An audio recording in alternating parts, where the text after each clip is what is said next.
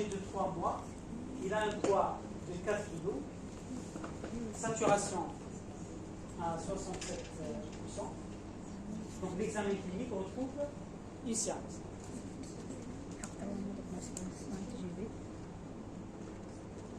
Donc on fait les cours. Là on voit quoi?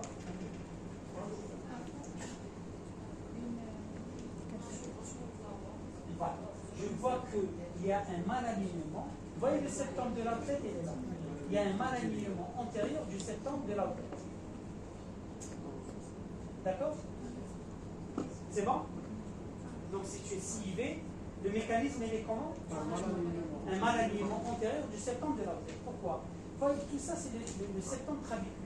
Et ça c'est le septum de la tête. Normalement chez l'embryon, le septum de la tête, il va reculer progressivement pour s'aligner sur le septum trabéculaire ou sur la crête septum. D'accord? Donc là, ça a persisté la position antérieure. Donc ça, c'est ce qu'on appelle le mal-alignement antérieur du septum de la tête. La CIV, on peut l'avoir également sur les 5 cavités. Voilà. Donc je fais un Doppler, je passe en petit axe transversal. La CIV, elle est comment? Elle est comment la CIV?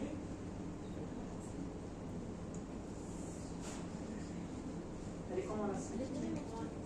Elle est périmembrale? Elle est là. Vous voyez la CIV? Elle est à 10 heures. Périmembrale centrale, c'est la position. Et mal alignement antérieur, c'est zénithal. Mais je vois également quoi? Je vois ce qu'on appelle une hypoplasie. Hypoplasie de l'infundibulum. Vous voyez l'infundibulum pulmonaire? Il est là, il est très rétréci dans sa totalité. Donc c'est une hypoplasie de l'infundibulum pulmonaire. Qu'on le voit dans quelle pathologie? Fallot. D'accord? Donc là, j'ai tous les ingrédients de la tétralogie de Fallot qui sont mal alignement antérieur du septum de la tête. Donc ce septum de la tête qui est resté antérieur, qu'est-ce qu'il a fait? Il a écrasé l'infundibulum pulmonaire. Donc j'ai une hypoplasie de l'infundibulum pulmonaire et j'ai une... Donc là c'est une ciblée périmembraneuse centrale. Qu'est-ce que je vais faire? Je vais chercher un obstacle VD. Et l'obstacle VD, c'est quoi? C'est une hypoplasie infundibulaire, mais également, ça peut être étagé. Donc là, ça peut être sur plusieurs étages. Donc la sténose, elle est comment? C'est une hypoplasie de l'infundibulaire. C'est ça l'anatomie dans la tétralogie de Fallot. Dans la tétralogie de Fallot, ce n'est pas une sténose courte. Lorsqu'on a une sténose courte, ça devient une CIV type 4 ou une CIV avec sténose courte. Dans la tétralogie de Fallot, il y a ce qu'on appelle une hypoplasie de l'infundibulum pulmonaire. Tout l'infundibulum pulmonaire qui est hypoplasie. D'accord? Mais également, j'ai une sténose supravalvulaire et j'ai une hypoplasie des artères pulmonaires après. Donc là, je passe après à l'évaluation. Donc je dois évaluer l'artère pulmonaire. Je dois mesurer l'anneau. Donc je dois mesurer, pour proposer le malade à la chirurgie, je dois mesurer quoi? L'anneau, le tronc de la paix droite et la paix gauche. D'accord? Ce sont les paramètres indispensables à évaluer. Donc, sur quels critères je vais proposer mon malade à la chirurgie?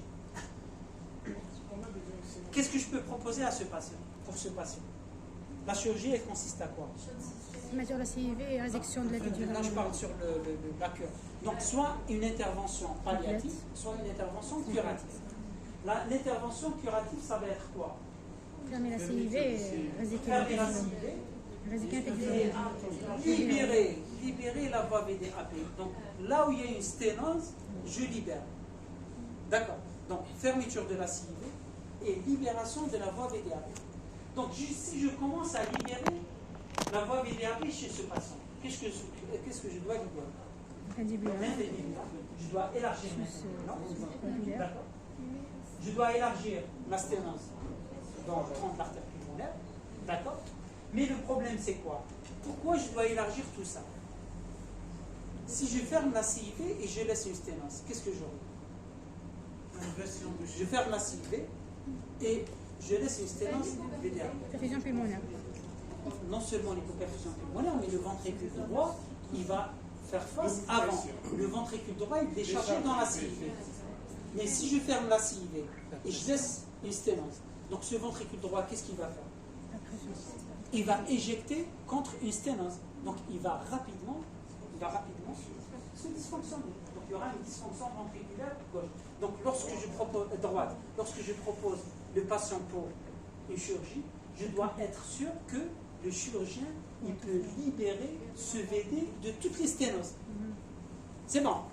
Donc là, je sais que, vous voyez l'artère pulmonaire droite, elle est petite. L'artère pulmonaire gauche, elle est petite. J'ai une sténose infundibulaire et j'ai une sténose, voyez, j'ai une sténose infundibulaire. Donc qu'est-ce que je vais dire au chirurgien? J'ai une hypoplasie infundibulaire. J'ai une sténose supravalvulaire. J'ai une hypoplasie de l'artère pulmonaire droite et gauche. Donc qu'est-ce qu'il va faire le chirurgien? Non, c'est-à-dire pour libérer la voie vidéale. Pour les artères pulmonaires, qu'est-ce qu'il va faire? Il fait ici. Donc, le seul, voilà, il élargit l'infundibulaire. Il élargit le tronc de l'artère pulmonaire. Mais est-ce que l'artère pulmonaire droite et gauche, le chirurgien peut les élargir? Non. Donc, le seul étage sur lequel le chirurgien il ne peut pas travailler, c'est quel étage? C'est à l'étage des artères pulmonaires. C'est-à-dire, si vous dites au chirurgien, j'ai un phallo, il va vous dire à quel étage je vais libérer la sténose. Vous allez lui dire que j'ai une hypoplasie de l'infundibulum pulmonaire. Il va vous dire, il n'y a pas de problème, je vais mettre un patch d'élargissement. J'ai un anorithrécie. Qu'est-ce qu'il met? Ce qu'on appelle un patch transsanguin. Anorithrécie, il ne va pas le laisser, il doit l'ouvrir. Donc il élargit même là. Il met ce qu'on appelle un patch transsanguin. Vous lui dites qu'il y a un tronc de la paix hypoplasique. Qu'est-ce qu'il va faire pour le tronc de la paix? Non, le tronc de la paix, il peut l'élargir. Il peut élargir le tronc de la paix. Si vous lui dites qu'il y a les artères pulmonaires qui sont petites, il va vous dire je ne peux rien faire pour le patient. Donc, tout ça, c'est pour arriver à une conclusion. Pour proposer une malade à une cure complète, quel est le seul obstacle? Pas de sténose, c'est l'hypoplasie des artères pulmonaires. C'est la seule anomalie que le chirurgien ne peut pas réparer. Donc, s'il a une hypoplasie de l'infundibulum, il peut l'élargir par un patch infundibulaire. S'il y a une hypoplasie de l'anneau, il peut élargir par un patch transannulaire. Hypoplasie du tronc de la paix, un patch tronc de la paix. Donc, le seul étage sur lequel le chirurgien ne peut pas agir, c'est quel étage? C'est l'hypoplasie des artères pulmonaires.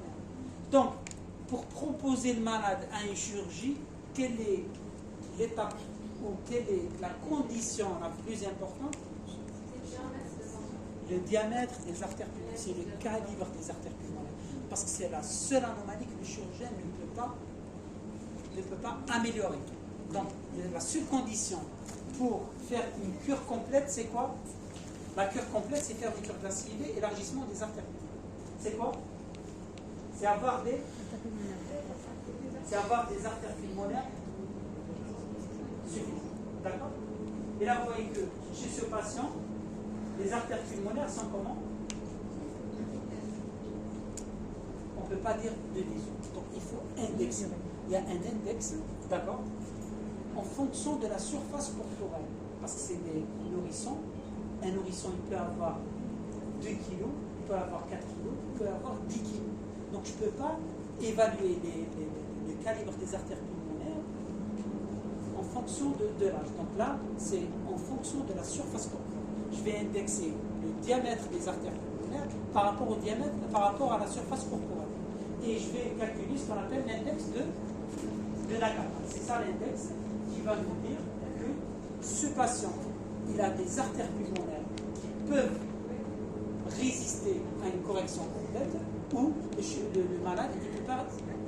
Vous arrivez à avoir le. Donc, le seul obstacle pour réparer ce patient, c'est quoi? C'est les artères, c'est le diamètre des artères. Donc, c'est pour ça que le chirurgien, avant de réparer une tétralogie de Fallot, il va vous demander quel est le calibre des artères pulmonaires indexé sur la surface corporelle. ça que je vais calculer l'index de Nakata. D'accord? Et pour réparer un malade, l'index de Nakata doit être supérieur à 150. L'index de Nakata, c'est quoi? C'est la surface des artères pulmonaires, c'est la somme de la surface des artères pulmonaires divisée sur la surface complète. D'accord? Pour une cure complète, l'index de Nakata il doit être supérieur à 150. Inférieur à 150, d'accord? Inférieur à 150, j'ai ce patient qui sature à 67%, qu'est-ce que je peux lui proposer? Un shunt systémique. Donc le shunt systémico-pulmonaire, je vais mettre un tube entre l'artère sous-clavière et l'artère pulmonaire. Ce tube, qu'est-ce qu'il va faire? Il va ramener un débit très important à des artères pulmonaires et il va développer ces artères pulmonaires. D'accord? Donc avec le temps, j'aurai des artères pulmonaires qui sont bien développées parce qu'il y a un débit important et ça va améliorer. Et bien sûr, ça va améliorer il va améliorer la saturation. Dans la tétralogie de Fallot, le shunt systémico-pulmonaire a principalement 4 indications. C'est la désaturation, lorsque le patient sature inférieur à 70. C'est l'hypoplasie des artères pulmonaires. Donc ce shunt, il va améliorer le diamètre des artères pulmonaires. C'est l'hypoplasie du ventricule gauche.